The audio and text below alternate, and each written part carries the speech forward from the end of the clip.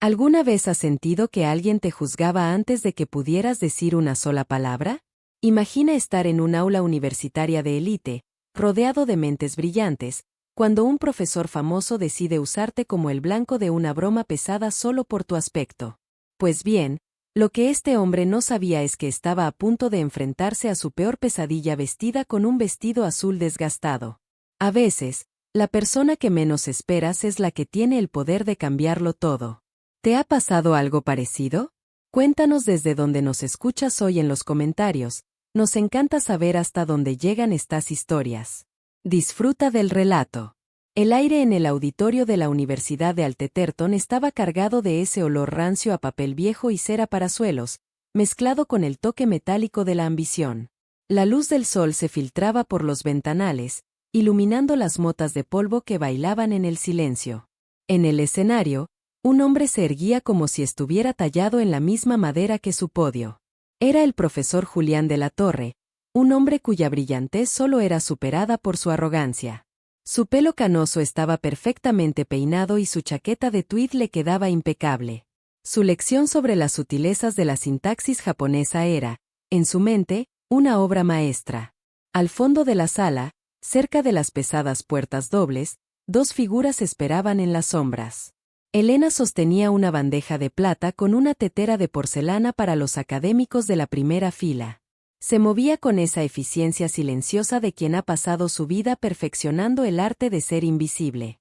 A su lado, su hija Lucía, de 14 años, sostenía el bolso desgastado de su madre.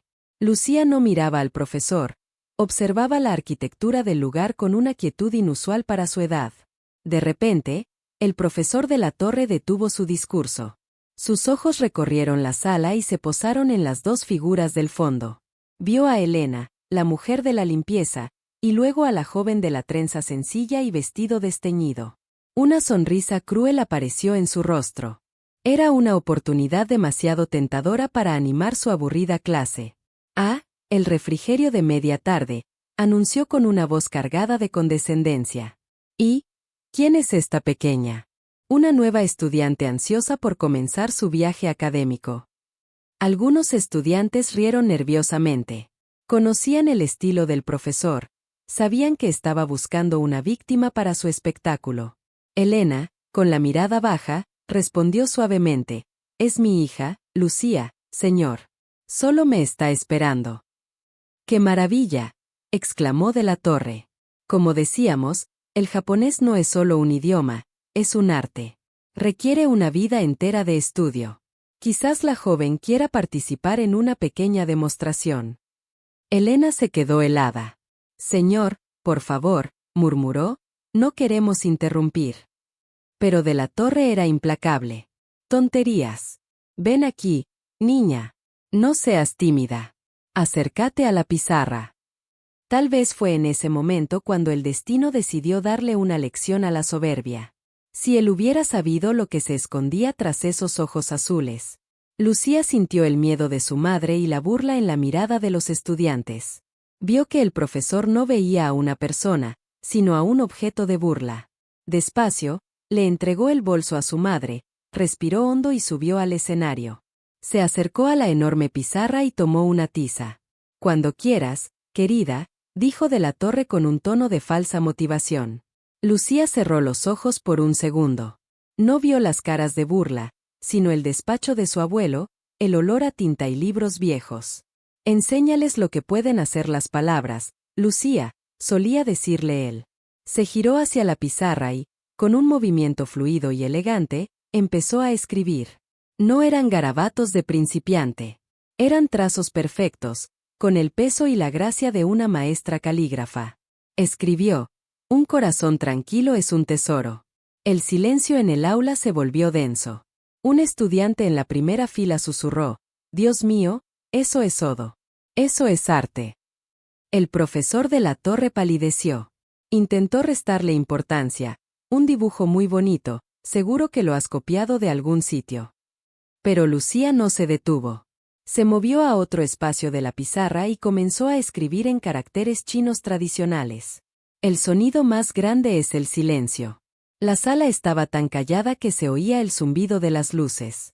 De la Torre, visiblemente aturdido, exigió saber qué significaba aquello, pero Lucía ya estaba en otro rincón, esta vez usando los círculos y líneas del alfabeto coreano. La verdad habla más fuerte en el silencio. Si él hubiera sabido que el silencio de esa niña era en realidad un grito de sabiduría acumulada. Para terminar, Lucía se movió al último espacio libre y empezó a trazar la fluida y hermosa caligrafía del árabe. Escribió un verso del poeta Rumi: mantente en silencio.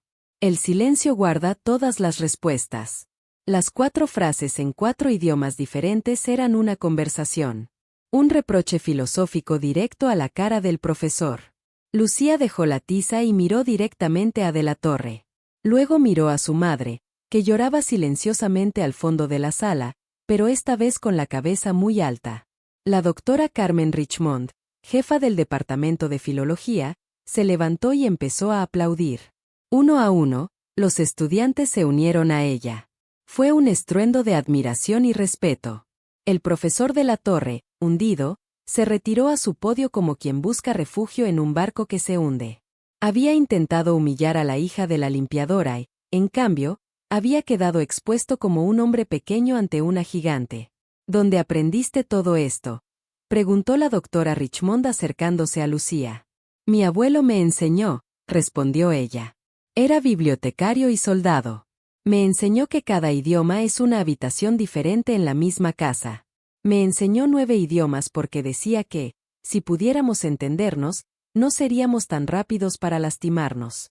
A veces, las lecciones más valiosas no vienen de los títulos colgados en la pared, sino de las historias que se cuentan en voz baja junto a una lámpara de estudio. Esa misma mañana, Lucía no solo recibió una disculpa forzada del profesor, recibió una oferta de beca completa para el programa de jóvenes talentos de la universidad. De la Torre fue invitado a reflexionar sobre la diferencia entre la educación y la arrogancia mientras veía cómo Lucía salía del auditorio, ya no como la invisible hija de la limpiadora, sino como una de las mentes más brillantes que jamás habían pisado ese suelo. De camino a casa, Elena caminaba en estado de shock, apretando los papeles de la beca contra su pecho. Tu abuelo estaría tan orgulloso, Lucía, dijo con la voz quebrada. Él siempre decía que tú no veías formas, sino que escuchabas la música dentro de ellas. Lucía sonrió y, al llegar a su pequeño apartamento lleno de libros, se sentó en su escritorio junto a la foto de su abuelo. Tomó su cuaderno y escribió en sánscrito 3 palabras que resumían todo lo vivido: paz, conocimiento y propósito. El profesor había intentado usar el lenguaje como un arma, pero Lucía lo había usado como un puente. Y al final, el puente fue lo único que quedó en pie.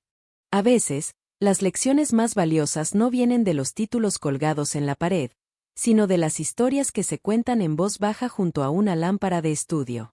Esa misma mañana, Lucía no solo recibió una disculpa forzada del profesor, recibió una oferta de beca completa para el programa de jóvenes talentos de la universidad.